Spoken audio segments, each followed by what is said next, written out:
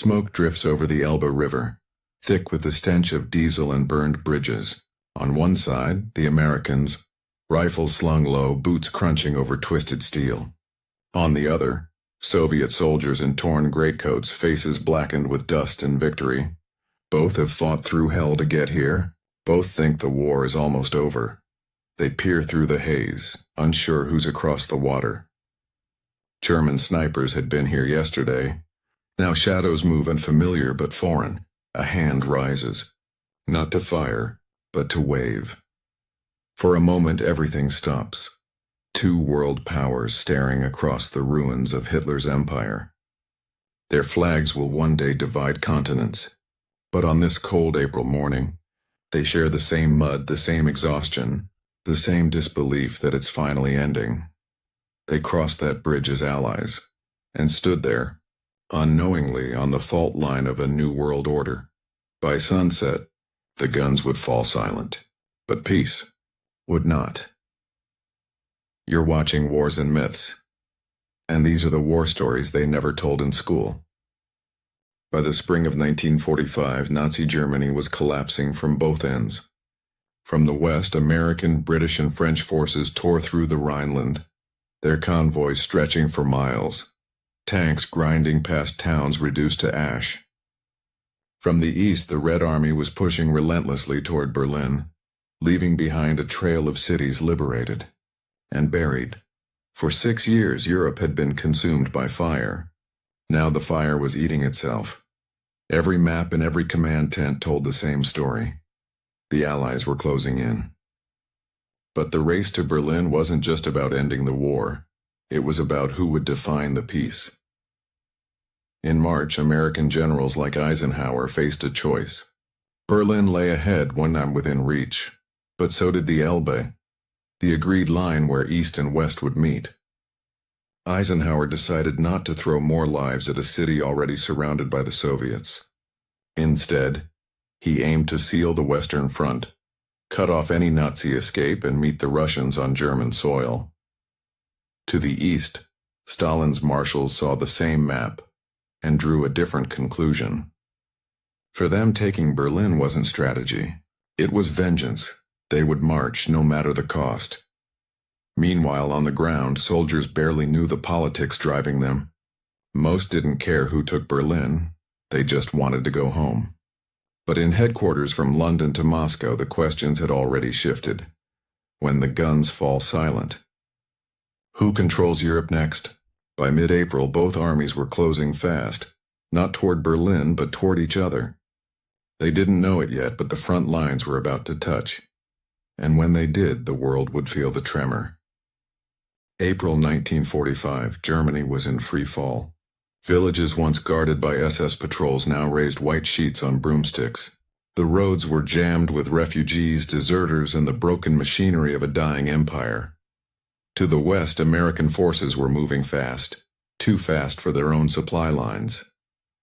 The 69th Infantry Division cut through Saxony like a blade, rolling past towns that had stopped fighting before the first shot. Their orders were simple: advance to the Elbe, link up with the Russians. But no one had actually seen a Russian yet. Rumors filled the ranks, that the Soviets were close, that they were brutal, that they didn't take prisoners. In the east, the Red Army thundered forward in waves. Marshal Konev's First Ukrainian Front was pushing west through the wreckage of the Wehrmacht. Tanks crawled over collapsed bridges. Artillery thundered at night like constant weather. Soviet soldiers had crossed half a continent, from Stalingrad's ruins to the gates of Berlin, and they were still moving. For them, every burned village whispered the same word: revenge. Somewhere between those two fronts lay a narrow river, the Elbe. It wasn't a strategic target, not anymore. It was just a name on a map, a halfway point between worlds that had never met. But as both armies pushed closer, the distance between them shrank to miles. Then kilometers. German civilians, caught between, tried to surrender to anyone who would take them. In towns like Torgau, chaos ruled. Wehrmacht stragglers, local police, Soviet scouts, and American patrols all circling through the same streets. hours apart. Nobody could tell where one front ended and the other began. And then, on April 25th, 1945, it happened. Two patrols, one American, one Soviet, crossed paths on a shattered bridge over the Elbe. No flags, no ceremony. Just tired men with rifles lowered. History would call it Elbe Day. But at that moment it was simply relief, and the uneasy silence before a very different kind of war. The handshake at the Elbe was more than a photograph. It was the collision point of two realities. For the men on the bridge, it felt like the war's final breath. For the men watching from Washington and Moscow, it looked like the start of something far bigger. To the Americans of the 69th Infantry Division, the last weeks had felt unreal. They'd fought through the heart of Nazi Germany, towns without names, enemy lines that no longer existed. They were young, mostly in their early 20s. Many had never seen a Russian, except on propaganda posters that painted them as both heroes and monsters. When Lieutenant William Robertson and his patrol approached the Elbe near Torgau, they expected gunfire. Instead, they found silence, and then across the river, movement. Figures waving cautiously, uniforms not German, Robertson recalled later. I didn't know if they were friend or foe, but I figured if they were still standing, they weren't Nazis. He climbed onto the remains of a blown bridge, balancing on twisted beams, and met Lieutenant Alexander Silvashko of the Red Army halfway. The two shook hands, cameras clicked, and the world suddenly had its symbol of victory. For the Red Army, that handshake meant something different. They had buried millions to reach that river. From Leningrad to Stalingrad, from Kursk to the gates of Berlin, every mile had been paid for in blood. When word spread that they had finally met the Americans, many Soviet soldiers celebrated, vodka, music, laughter. But under that joy ran a darker current, suspicion. They'd been told that Western allies were slow to open a second front, that the West had let the USSR bleed for years before landing in Normandy. Now, standing face to face with their allies, some wondered what would come next, cooperation or confrontation. One Red Army captain put it bluntly, "We are comrades today. Tomorrow, we shall see." Meanwhile, the cameras rolled, and the image raced across newspapers worldwide. Two nations that couldn't even speak the same language, united by exhaustion and victory, but behind those smiles, both commands were already calculating the post-war map. While soldiers on the Elbe were shaking hands, the real tension was unfolding far from the river, in war rooms filled with maps, telegrams, and suspicion. General Dwight D. Eisenhower had made a careful call weeks earlier: stop at the Elbe. He didn't want American troops clashing with the Red Army in the ruins of Berlin. To him, Berlin was already Stalin's prize, not worth more lives. But to British leaders like Churchill, the decision looked like something else: hesitation. Churchill feared what Eisenhower downplayed, that by letting the Soviets take Berlin, the West was handing Stalin the heart of Europe. He wrote in private, "An iron curtain is drawn down upon their front." The phrase would become prophecy. For the Soviets, Eisenhower's restraint wasn't seen as respect. It was seen as weakness. To Stalin, Berlin symbolized revenge, victory, and dominance. He ordered Zhukov and Konev to take it at all costs. And they did. The cost was over 70,000 Soviet dead in just 2 weeks. So when Stalin's officers received word of the American link-up at Torgau, the message came with caution: celebrate, but stay alert. Allies today didn't mean allies tomorrow. In the U.S., newspapers framed the meeting as a triumph of unity, democracy and communism defeating fascism together. But in Washington's intelligence circles, new reports were arriving from Eastern Europe: Soviet troops refusing to withdraw, new governments forming under Moscow's control. Officials saw what the public didn't: that Stalin was already reshaping Eastern Europe while the West celebrated victory. The handshake looked good on camera. But to men like George Kennan, a diplomat in Moscow at the time, it was a mask, a smile hiding an empire in motion. For Stalin, the Elbe meeting was theater. He knew the photographs would reassure Roosevelt's successor, Harry Truman, that cooperation was intact. Behind the scenes, Soviet engineers and intelligence officers were already securing territory, factories, and scientists, anything that could strengthen the USSR and the world that would follow. That handshake wasn't a truce. It was the first polite exchange of a new rivalry. Both sides walked away claiming victory, but under the surface a quiet line had been drawn, one that would soon stretch from the Baltic to the Adriatic and divide Europe for nearly half a century. For a moment, let's pull back. Here's what's really happened so far. Two unstoppable armies crushed Nazi Germany from opposite sides. Eisenhower's Americans from the West, Stalin's Soviets from the East, racing not just to end a war but to claim its aftermath. What looked like cooperation was already a quiet competition. Every decision, where to stop, who takes Berlin, who controls the maps, carried a shadow that would soon stretch into decades of distrust. And yet, beneath all that strategy, there were still ordinary soldiers and exhausted, half-starved, standing knee-deep in the wreckage, just trying to survive one more day. When they finally met at the Elbe River, they weren't thinking about ideology or borders. They were thinking about the end. That's where the story turns. Because what happened next, the moment their worlds physically collided, would become one of the most photographed, celebrated, and misunderstood moments of the entire war. April 25, 1945, Torgau, Germany. The Elbe River runs quiet, but the air still hums with the echo of retreating gunfire. Lieutenant William Robertson and his patrol move cautiously through the ruins, rifles ready. Ahead, a bridge, blown apart by retreating Germans, its steel frame jutting into the river like broken ribs. Beyond it, movement. Through the smoke, Robertson spots shapes. Not Wehrmacht gray, not civilian rags. Something different. He raises his binoculars. The helmets, the coats, they're Soviet. The patrol hesitates. No one knows the protocol for meeting an ally you've never seen, in a war not quite over. Robertson signals. The Soviets respond with hesitant waves. The Americans wave back. After a few moments, Robertson climbs onto the broken girders, crossing beam by beam over the water.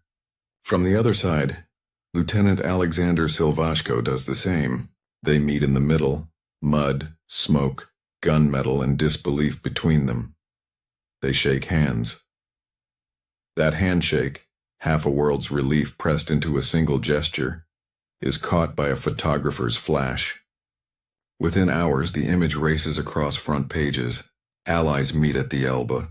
The war for many suddenly feels over, but for the men who fought to that river, it doesn't feel like peace. It feels like a pause. Within hours of that first handshake, the Elbe was no longer a quiet river. It was a stage. Word spread fast. Commanders rushed to formalize the link-up. By the next day, generals, photographers, and film crews had arrived to reenact the moment for history. The original meeting, two lieutenants on a shattered bridge, was real. But what the world saw in newspapers and newsreels, that was a production.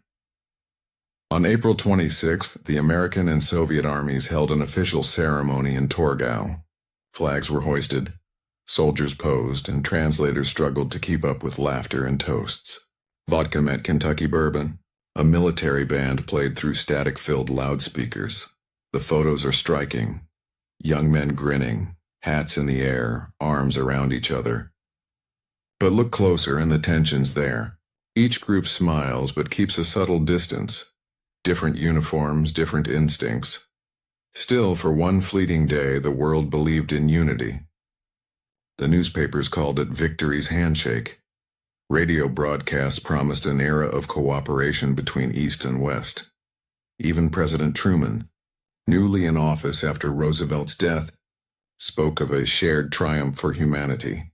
Behind him, The State Department was already drafting reports on Soviet posturing in Eastern Europe. To Soviet cameramen, the handshake symbolized the Red Army's dominance, proof that they'd carried the weight of the war to the very heart of Germany.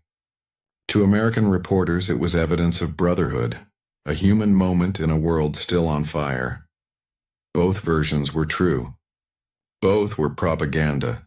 The images that made their way into Life magazine and Pravda weren't lies. They were carefully curated truths. Each photo was a declaration. We were here first. We ended the war. In those photos, two flags flutter in the same wind, but their shadows fall in opposite directions. Behind the smiles, the Soviets were securing Poland, Czechoslovakia, and Hungary. Behind the smiles, the Americans were planning the Marshall Vision of Reconstruction. The handshake wasn't the beginning of peace. It was the quiet dividing line between two futures. As one American correspondent wrote later, "We met as brothers for a day and parted as rivals for a century. By the time the film reels reached the world's theaters, Berlin had already fallen, Hitler was dead, and the map of Europe was being redrawn behind closed doors. The war was ending. The next one was already forming its front lines." For a few brief weeks after the meeting at the Elbe, the world exhaled. Flags rose over shattered cities. Guns went silent, or at least quieter. From Moscow to Washington, the tone shifted. Relief wrapped in exhaustion. But beneath the victory parades, a new unease took hold. The handshake at Torgau was replayed endlessly, on film reels, on radio broadcasts, in speeches, yet everyone was already rewriting what it meant. In the United States, the Elbe became the symbol of a hard-won peace, democracy and freedom standing shoulder to shoulder against tyranny. Life magazine splashed it across its cover. Movie theaters played clips of smiling soldiers sharing cigarettes and laughter. Commentators called it the moment humanity came together. But inside the Pentagon and State Department, the tone was different. Reports from the East described Soviet troops refusing to leave occupied territories, disarming resistance movements, and installing pro-communist governments. The alliance that won the war was showing cracks before the ink on the surrender documents was even dry. Truman, newly thrust into office, wrote in his diary that he didn't trust Stalin further than he could throw him. He wasn't alone. In the USSR, the Elbe was framed as validation, proof that the Red Army had carried the burden of victory. Soviet newsreels showed their soldiers leading, their flag raised first. The Americans appeared as guests, welcome yes, but late to the fight. For Stalin's regime, the handshake wasn't partnership. It was closure. The West had finally recognized Soviet dominance in Eastern Europe, even if only symbolically. Soviet officers returned home as heroes.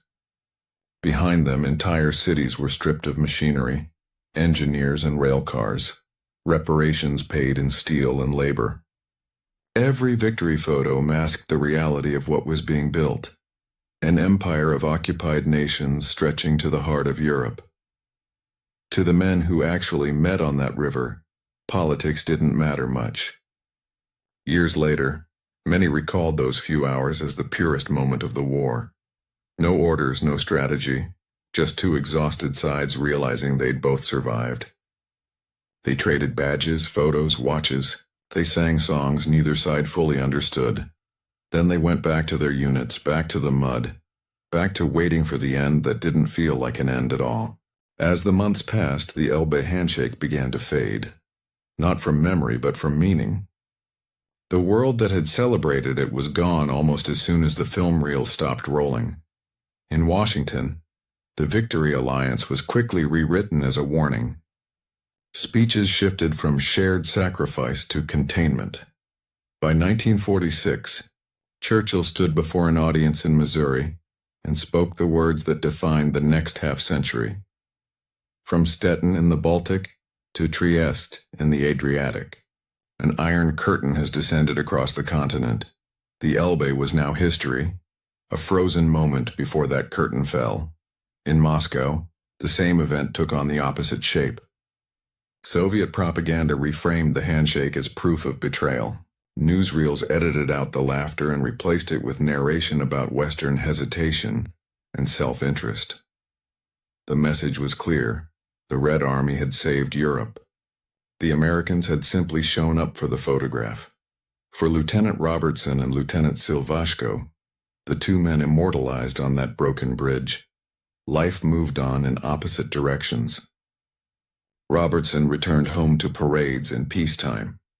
He would later say, "That handshake meant hope. I just wish it had lasted." Silvashko went back to a country rebuilding under Stalin's iron rule. His letters were censored. His story, used as state propaganda. They never met again. By 1947, the Marshall Plan and the Truman Doctrine had drawn clear lines through Europe. In the East, Soviet satellite states sealed their borders. In the West, American aid rebuilt economies and alliances. That river at Torgau, once just a landmark on a map, had become a symbolic border between two worlds. Every decade after, on April 25th, veterans gathered to remember Elbe Day. The handshakes were genuine, the speeches diplomatic. But even then, under the banners of friendship, the Cold War's shadow lingered. The bridge had been rebuilt, physically. But politically it never was. History loves symbols. A flag raised, a wall torn down, a handshake over a broken bridge. They make chaos look clean, like wars end with applause and a lesson neatly learned. But the Elbe was never really that kind of ending.